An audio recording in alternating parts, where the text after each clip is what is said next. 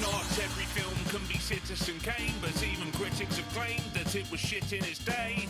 Some films are shit and shit they will stay, but some get better over time because of Nicolas Cage. So which film stays shit forever?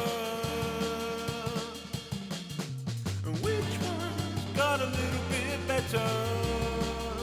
Second chance movies. No poor bloods were harmed in the making of this podcast. Welcome to Second Chance Movies, the podcast where we rewatch movies and decide if they deserve a second chance. I'm Joe Harper, your host who loves watching movies and singing along to Bohemian Rhapsody. And I'm Jessica Quaz, your one and done kind of movie viewer who will never forget that Jared Leto started a cult. And today we are giving a second chance to Suicide Squad. We're discussing Suicide Squad today because the Suicide Squad is coming out. So we're going to relive the 2016 version of Suicide Squad. Yeah, man. Oh, yikes. So this movie has been not well received by critics, fans, which is why they rebooted, remade. I don't even know what to call this new version. But yeah, we have not seen the new Suicide Squad as of the taping of this. So just have to get it out there. And also, spoiler alert, we're going to be talking about 2016 Suicide Squad. Jessica, do you remember your first time with Suicide Squad? I really don't. It doesn't really stick out in my mind that well. I probably saw it in theaters in 2016. Did we see it in theaters together? See, I don't know. There's a chance we did, definitely. Oh man, I feel like I knew you in 2016. Definitely, yeah. And so it makes sense that we might have seen this movie, but I also don't know. I mean, yikes, it's sad if we don't remember. We both don't remember our first time. I know I saw it in the theaters. I was super pumped for this movie. Yeah, I remember definitely seeing it in theaters, also being pumped. I thought the trailer was really cool. I gotta stop you right there. That trailer, the first trailer that came out, that like is the teaser where it's like almost zero dialogue and it's just Bohemian Rhapsody playing with images. One of my favorite trailers to this day. I still love it. I think it's better than the movie. Yeah. Yeah, so based on the trailer, like a lot of people, I was excited for it. And I remember, I don't remember actually watching it, but I remember the feeling after watching it being like, that wasn't what I expected, but it wasn't the worst movie I've ever seen. But then I never watched it again until this week. So, oh, wow. I've seen it. This is probably my third time watching it because I definitely saw it when it came out on like Blu-ray. And then I'm just now getting around to watching it again. Oh, yeah. So we're going to, I wanted to get a fresh perspective on it. Was it as terrible as we thought it was, or as big of a letdown? What good was in this movie? So for those who missed out on Suicide Squad, lucky you guys. But yeah, I'm sure every comic book fan was like, I need to go see this. So just to refresh our memories, IMDb says a secret government agency recruits some of the most dangerous incarcerated supervillains to form a defensive task force. Their first mission, save the world from the apocalypse. Oh. So there's two things in here I don't like. Okay. The most dangerous incarcerated supervillains. I feel like there's only one, maybe 1.5 of these people that I would consider supervillains. Yeah. Diablo seems like the most powerful of the group, Yeah. just because he can create fire and murder and burn everything. And then I don't really consider anyone else a super villain. I would Mhm. say the next deadliest person would be Deadshot, just because he has perfect aim, and then everyone else is just a fun, goofy villain. Yeah, I think just the word criminals would be a good like Yeah. substitution, because especially in the way that they're portrayed, they're very much portrayed as anti-heroes. Mhm. So they don't come off as super villains, they just come off as like crazy criminals that are kind of kooky. I also, the second thing I hate about this one is their first mission, which implies they're gonna get multiple. It's stupid. Yeah, right. They're the second, or I guess the third. Yeah, that was, I didn't even think about that, but yeah, the third thing I don't like: save the world from the apocalypse. It wasn't that stressful of a time No, that it they had. didn't. It did not feel like the world would end if they didn't, correctly complete the mission. We had a sky beam, which is very famous for being an apocalypse ender. But Sure. just because it's a sky beam doesn't mean the world is going to end. Do you want to hear what other people had to say of their first time? Yeah, let's get into some reviews. Ooh. First off the bat, let's go with those Rotten Tomatoes. All right. The score that this movie has is 26% on the tomato meter. Ooh, That is pretty low. that's pretty low. The audience score, 59. So they almost Wow. thought it was watchable.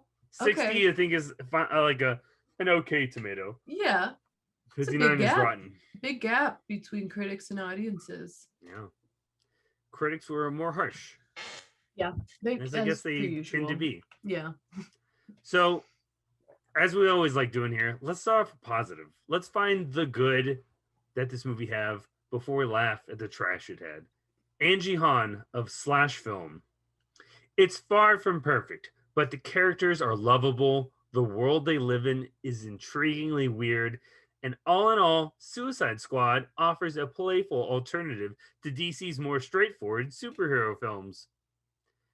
I don't fully disagree with that. I think that Yeah. the characters could be lovable, but some of them are just missing something that stopped them from being fully like embraced. Yeah, I think we're on the same page. I don't think the characters are as entertaining as they could be, Yeah. but I do think this is a fun alternative to other DC movies that we've gotten, which have been rough. Speaking of DC characters, for those of you who are not watching this on YouTube, all the audio listeners, Jessica is dressed up, done her makeup and hair like Harley Quinn. That's right. I got pigtails. This is the most insane I've ever looked, and I currently have blue dyed hair, so that But tells you know you what? everything you need to It's know. also maybe the best you've ever looked. Thank you. I know. I So, like it. I look know, insane, but I really like it. It works for some reason. Thank you. Yeah. Tony Asankama of GH Movie Freak. We loved how the entire film had a very recent and modern day feel to it, especially in the choice of clothing and slang.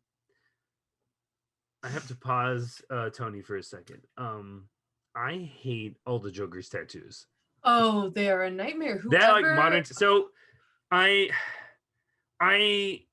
almost want to like.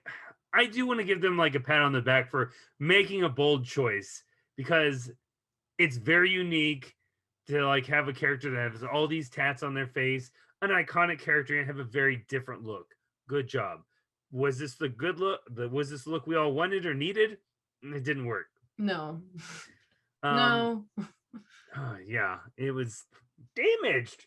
Oh my god. That's Whoever what I should have written on my designed- face during this. You should have. Damaged. Like whoever designed the Joker's look should be fired.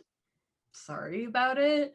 I think there could be a world where a modern day Joker looks cool. This was not it. Katie Walsh from Tribune News Service wrote, "The characters are the ultimate in squad goals, but they're far more fun than the actual story itself." The characters? Yeah. I mean, yeah, the characters are more fun than the story, but like, Right. it's not saying much. No, it's not. Also, I disagree that these characters are the ultimate squad goals because they hardly even feel like a team. I feel like they're just kind of there together. Yeah. All right. So let's hear what people who didn't like it had to say. Why they didn't like it. Let's start shitting on this movie. Oh, I've got one. All right. Samantha Rydell of Bitch Media. Oh, I love Bitch Me. The name Bitch Media. Perfect. yep. Chef's kiss. Oh, yeah. DC Comics' latest addition to their burgeoning cinematic universe fails in several rather spectacular ways. Yeah, it fails. Yeah. It feels hard. It fails. DC really could have had something real cool here, and they didn't. I don't know. It fails. Damon Fudge of KCCI. Once again, DC has made a film that feels less original and more like they're just mimicking what they see Marvel doing. Its tone is all over the place, and we aren't given enough time to get to know the characters so we can care about their fates. Yeah. Perfect review. On point. Yeah. Ellen E. Jones from the London Evening Standard wrote, "Where Suicide Squad's big bad should be, there is only a big narrative hole." Which I agree. The villain, like, I don't know. Like, I just don't know what they're about. What are they doing? This is my third time watching it. I still don't understand why she does her sky beam to attack it. Like, what is her goal? I don't know her purpose, except she's a witch, and witches are bad. I guess. Like, I think it's vaguely that she just, like, doesn't like people. Well, like, I don't like people. Yeah. Am I a supervillain? No, I'm just like a curmudgeon. I want to say this right now. We don't need an Ayer cut. Not at all. Absolutely not. Absolutely not. A lot of people are like, release the Ayer cut. Even David Ayer, the director, is like, yeah, I got a cut. You know, it's not, that wasn't the movie I wanted to make. Fuck off. I don't care. Yeah, it's too late, bro. I'm glad we got a Snyder cut because it was an entirely different situation. We do not need every director's. This is what I would have done. Well, then do it. Tell the studio, I don't care. You're gonna get a shitty movie, and let everyone know, hey guys, what you're about to see is a shitty movie. So good luck. Yeah, honestly, like, I'm sick of the idea, especially with Warner Brothers, of like, this wasn't the movie I wanted to make. It's like, well, you let the studio take full control of your creative idea. In this case, I actually don't think that's what it was. I think David Ayer was in over his head, because if you look at his other directing credits, one, they're total flops, and two, they're like music videos. I don't think he was actually like he's got a track record for being a co-writer on like the Christopher Nolan Batman, but it's just odd. Like, his filmography doesn't scream to me that like he knew what he was doing. I don't have a strong desire to like get an Ayer cut. No. And Zack Snyder's situation is so unique that to me that was fully acceptable, because it did end up being like two completely different movies, where I feel like if it was an Ayer cut, it would just be the same movie, just extended. Like, it would just be like a director's cut, nothing new to the table. Okay, guys, we're going into our second chance now. We're going to talk about, you know what, let's try and talk about, you said, let's try and talk about what we like. Yeah, let's get a little positive up in here. It's going to be difficult because I think a lot of things we like about it are going to be mixed with negative things as well. So, right off the bat, let's start off with the softball. Okay. Music. I was going to say, like the soundtrack a whole lot. I do, but I also hate it. So what I love all the songs that they have chosen because they're all fun pop songs, rock songs that I really enjoy. What I hate about it is that we get like, I think I tried to count them. It was just too many. It's not even like 4 minutes in and we have 3 hit songs that have played. Wow. Play it for like 10, 20 seconds. And it happens a lot in this movie where we just get a song for maybe like 10 seconds max, 15 at the most. And like it happens so frequently. And then there's a good in the second hour, we get no songs at all. It's just like score of the movie. And then right at the last 5 minutes, oh, we forgot about it. Let's put Bohemian Rhapsody at the end. What are we doing, guys? Yeah, the song choices are amazing, but you're right, the pacing and where they're placed is a little funky. Sometimes it works, sometimes it doesn't. But I think whoever chose the music, good job. It slaps. All right. Let's go into the only other thing I liked about this movie. Okay. The cast. Okay, yeah. I like the cast. Most of the cast. Most of the cast. Let's just go off by our characters. Sure. Will Smith, he's always entertaining. Yeah. I like seeing him as a villain, but the downside of having Will Smith in this movie is I do not have any worry that he's going to make it to the end. He's going to make it. I don't feel any risk of danger for his character, which is sad. Because I feel like with Suicide Squad, I should be nervous that everyone that has a bomb in their neck, it could go off. Mm-hmm. And I think he's the type of actor that is the hero that's always going to make it to the end. Yeah. Never loses a fight. And so I'm just never worried. Yeah. I mean, I don't feel any sort of suspense with him making it out.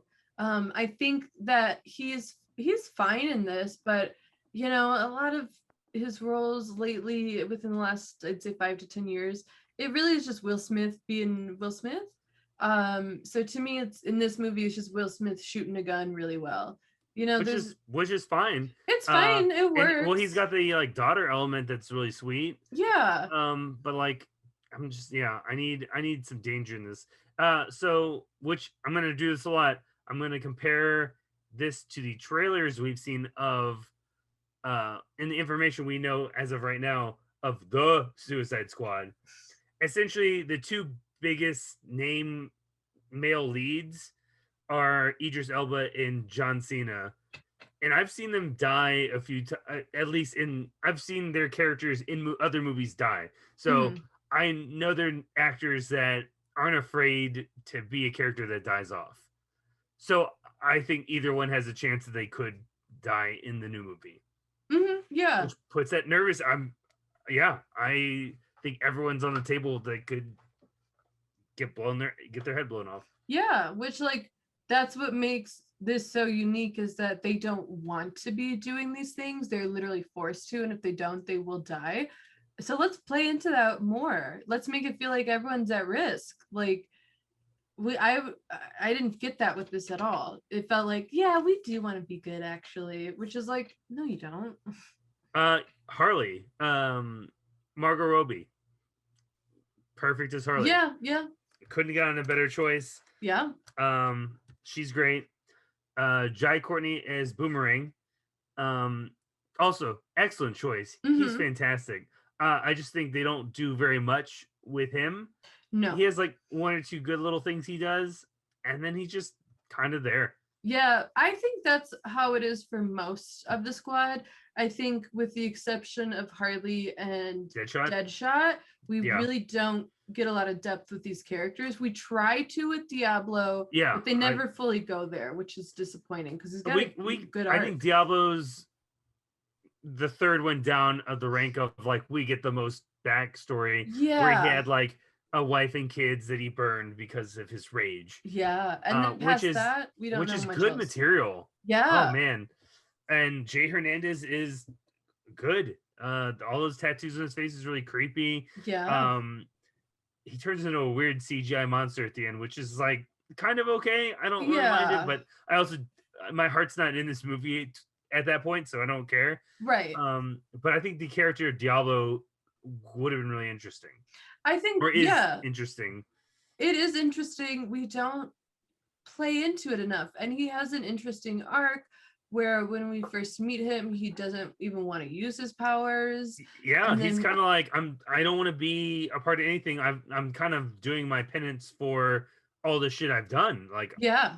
I deserve this. Yeah. Which to me is an interesting thing in this villain movie. Yeah, and we just don't play into that enough. So when he finally does use his powers to help save the squad, it's like I don't feel it. Like I don't feel like this. Oh, this was a big redemption moment. No. Killer Croc, something I gotta talk about. Okay. Yeah, this one bothers you. I don't think Killer Croc was written as a character that has any personality. Not at all. I don't know if it's the prosthetics, but I can barely understand anything he does say. Yeah. It doesn't even sound like his voice. It sounds like they've changed his voice as well. So that's weird. You know, it's super strange. Because prosthetics, especially now, and I think even in 2016, weren't necessary. Especially when like we get a video game of Killer Croc in the Arkham series. For our YouTube viewers, they're gonna enjoy this nice little picture of us. But he's like double the size of somebody. Yeah, and I feel like we needed something big, bulky CGI monster, which from the looks of it, we get with King Shark and the new updated Suicide Squad. Yeah. So I just think it's especially because I can't understand him. He doesn't have a personality. I feel so bad for that actor because, you know, I don't even know it's him. You could replace it halfway through. I'd never know the difference. Right. Because he's covered head to toe in something that makes him not recognizable. That, and he has this interesting look, but falls way in the background. Like, it's not even like he's covered and you can't recognize him. It's like he also becomes so forgettable. It also is weird when he takes off his shirt that his like torso and arms are like a regular like lean person, but the head is just this stupid fat caked on prosthetic that it looks super goofy. It does. But also the CGI in this movie has not aged well in only like 5 years. So I don't know if actually like a full-blown CGI character would have been better, because the CGI we do get in this movie is really bad. A CGI Croc would have made my day. Just like bigger, like thick, like beefy boy, you know. Yeah. Well, you'll get that with Killer Shark, and it's probably going to look a lot better than whatever we would have gotten CGI-wise in 2016. I would only call them what you call them now. What did I call?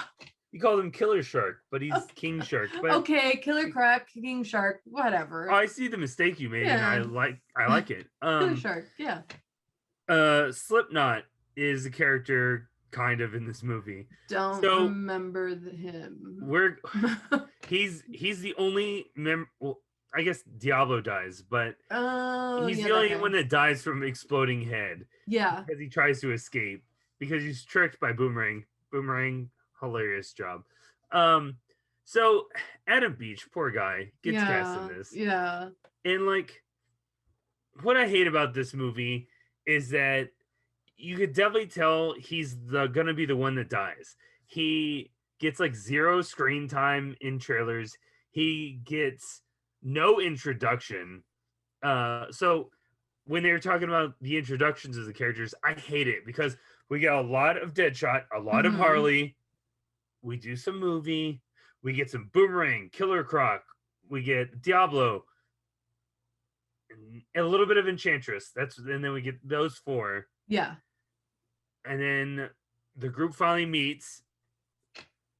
Hey, we also are adding this guy, Slipknot. Yeah, he just shows up. Hey. Oh, what's his power? It doesn't matter. He's gonna die. Whatever. Whatever. And then within the first moments they get to step out and be a team, Boomerang's like, "Hey, we should leave. I don't think this is real." And he just zips his way out and boom, dies. I was like, well, that was expected. Right. And it's honestly like that should have been a moment where you're like, oh shit, they all can die. But for me, I actually forgot, like, it's such a forgettable moment that, like, when we're ramping up towards the end, I was like, wait a minute, where's Adam Beach? Did he die?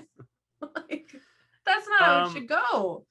Either they should have made that character a bigger name, and they also needed to have everyone they're introducing as part of the squad full screen time before the first one dies. Right, because then you can feel it more because you got a little attached to him and you're like, oh shit, they or all just can die. equal introduction of like, hey, this is Deadshot. He's really good with guns. Hey, and just brief. Amanda Waller should have been just like quick, Yeah. rattle them off. Right. These are our team. So let's talk about Rick. All right. I really like Joel Kinnaman as an actor. He's I do too. really talented. I think Rick is just bland. Yes. I also hate that he's dating June, who turns into the Enchantress. I don't think they need a relationship. I think he just needs to be like their like, just their like guard. Like, I got to keep you guys in line. So I have a lot of mixed feelings about that because I like the idea, but I also don't know if I like that they're together, because that's the only real reason we like have to feel anything about this situation is their relationship, because you're kind of like, oh, I want them to be together. But at the same time, like, do they need to be together? No. But it was the only sort of emotional attachment. What could have been a lot better is if Enchantress was originally real, like part of the squad, and then turned evil or something, so that all of our characters had some sort of connection to her. I don't like Enchantress being part of the squad and a villain. Yeah, it's very confusing. So because he's dating her, first of all, she's a supervillain. Why is he dating a supervillain? That's super weird, especially because he's law enforcement. I feel like you'd never want to do that, or it's a conflict of interest. What are you doing? Mm-hmm. And then she's introduced as like she's one of the people we want on the squad. Aren't you just having a squad of like criminals? Why is she there? Right. Superpowers? I thought it was the criminals that we could force because we got bombs on their neck. Yeah. And then instantly she becomes like, oh yeah, I want to take over the world. What? She's the villain now? You just introduced her as part of the squad.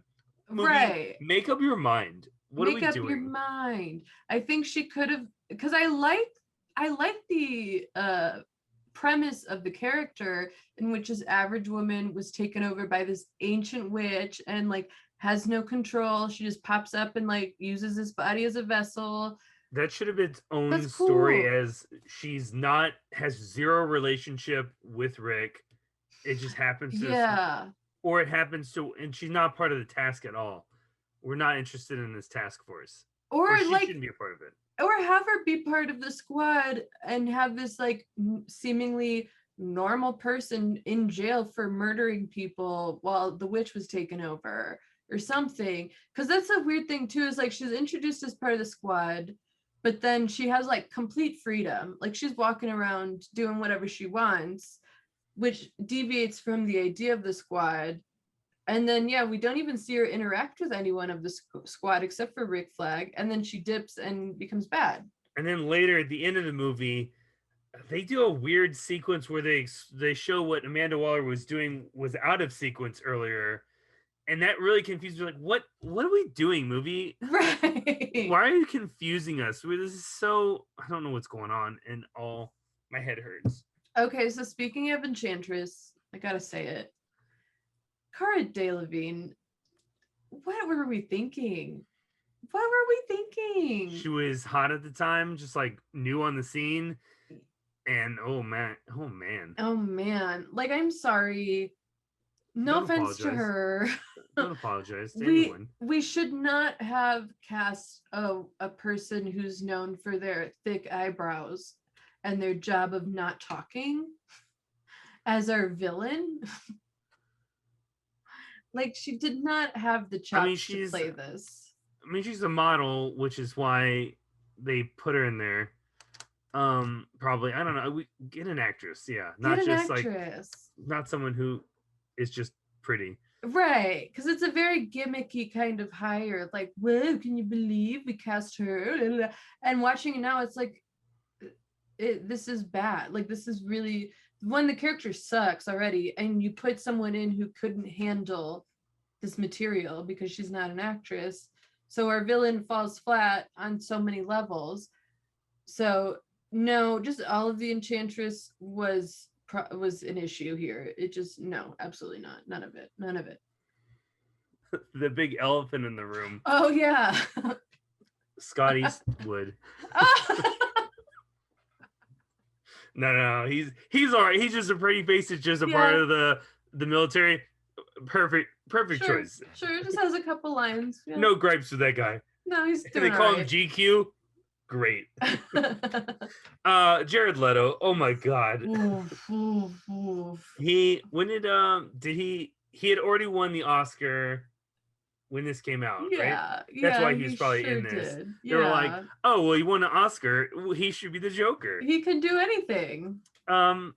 He has his moments when he's acting. I will give him that. But like, I don't really mind his performance of Joker. It's really like all the tats and the behind the scenes stories I hear of him, like torturing the other actors because he's method. Fuck off.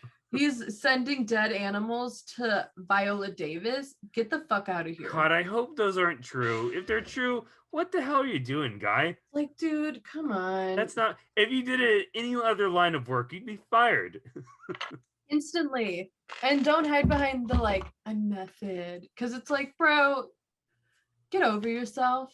Just get over yourself. That's my opinion. You're an actor. You show up. Yeah. You pretend for the day. Come on. And then you go home. And you're doing all that for this role? Come on, bro.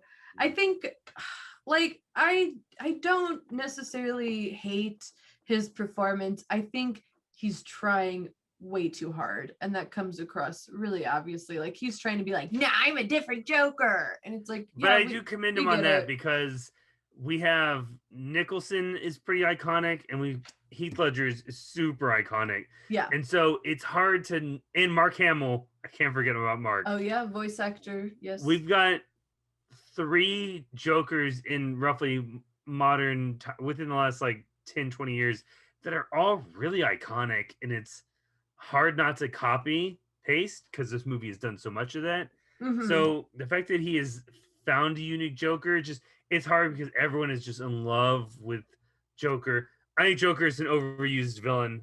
I'm tired of seeing it. Yeah.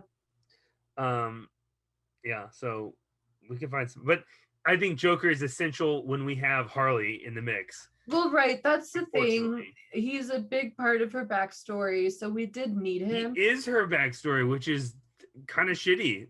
Yeah. So we did need to have him for that purpose.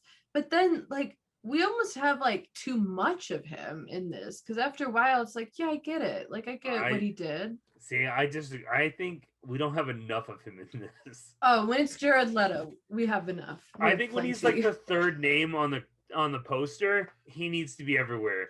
His name needs to be bumped to the end with and Jared Leto. Yeah. Because I think third name on the poster means he's gonna be our main villain, and he's not, and he should have been. Yeah, I mean, why not?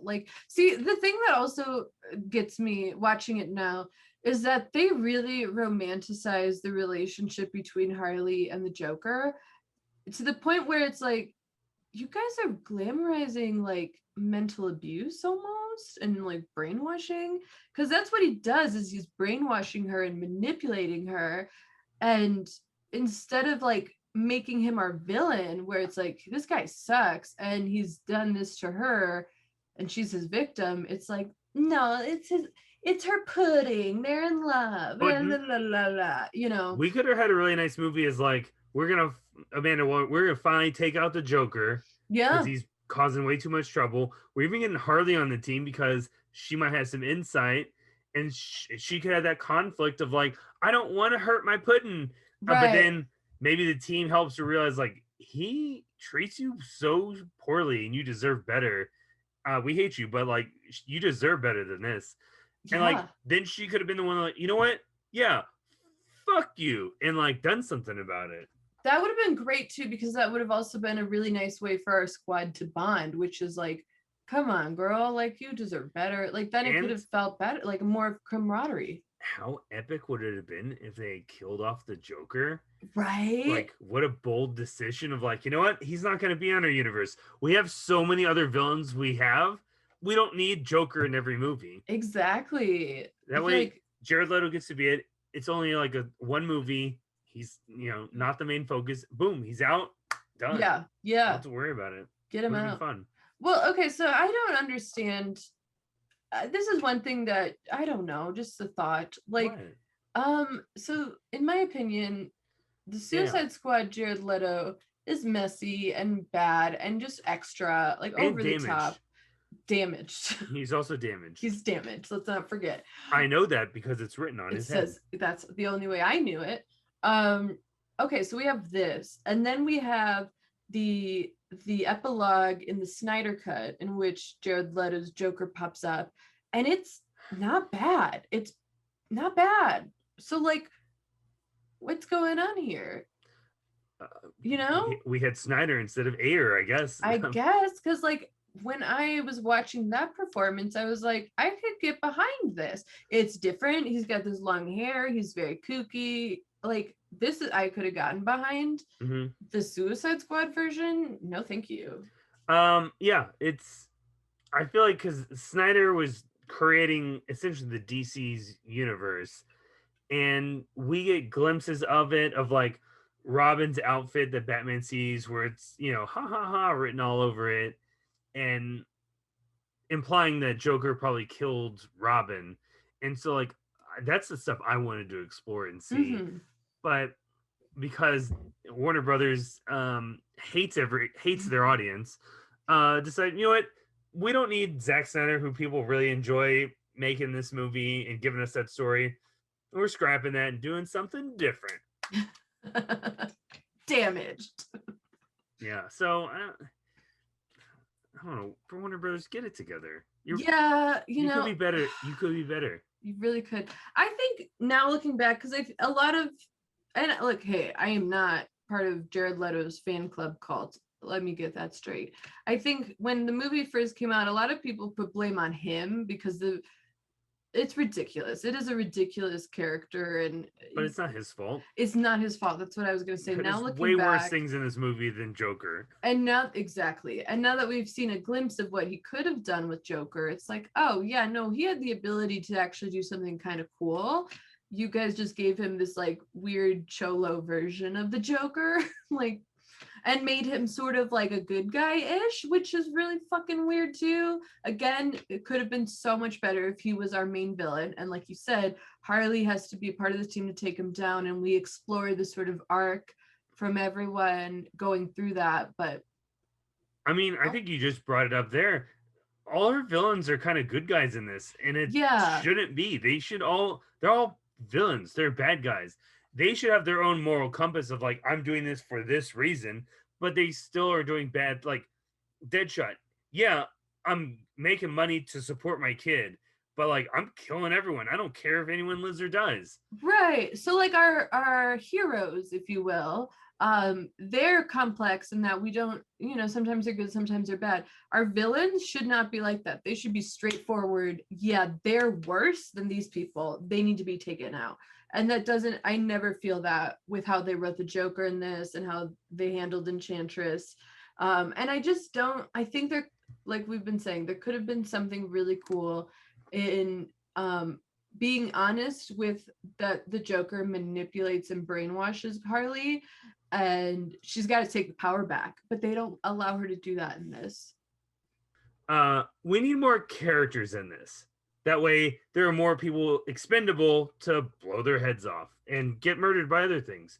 I do think that we have like 3 times the amount of characters in the new Suicide Squad. Yeah, that's what it seems like. Which is gonna be fun, because I think we're gonna get a lot of creative, weird deaths. I'm looking forward to it, and it could be anybody's game. I think there's a lot of them that are not gonna make it.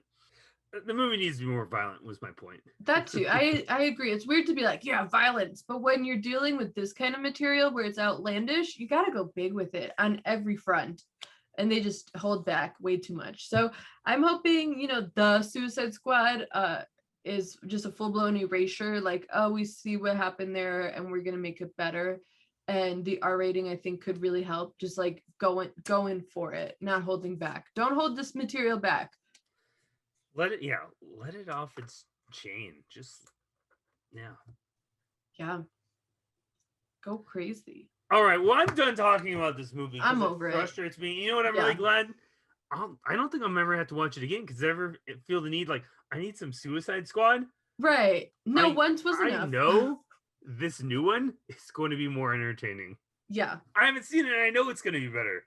I hope so. I really do. I think it very well could be. I think, I have a lot of trouble trusting Warner Brothers content when it comes to DC. So what it gets really stupid is Warner Brothers trying to copy Guardians of the Galaxy, and they're like, you know how we could even copy it even more? Let's hire that same director, James Gunn, because he'll make it Guardians of the Galaxy, but Suicide Squad. Problem solved. Man, Warner Brothers, get it together. Get together. What are you doing? Oh boy.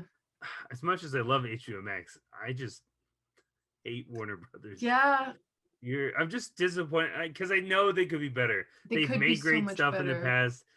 They just are, whoever is running it now just doesn't give a shit. No. And seem like bad people probably.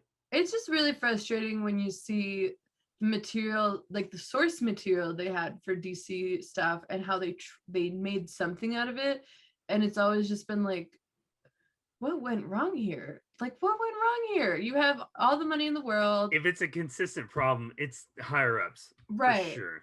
Yeah, because the talent below has been producing great stuff. They've been trying their best, and something's going on. So I don't know. I hope that the Suicide Squad is better, and we get another second chance with Suicide Squad. All right, well, I think it's pretty obvious where we lie, but we should just, I guess, say it just to say it. Joe? Yeah, no need to give this a second chance. We were all right the first time. Yeah, It could have been something, but it's not. And you know what? It does seem like we're all getting a second chance with the Suicide Squad. So hopefully that is something good. It does seem like they took all the complaints, because like everything I've complained about when I was watching this, it seems like what we're getting with our new Suicide Squad. So yay. Yeah, I agree. There's no need to go back and watch this one.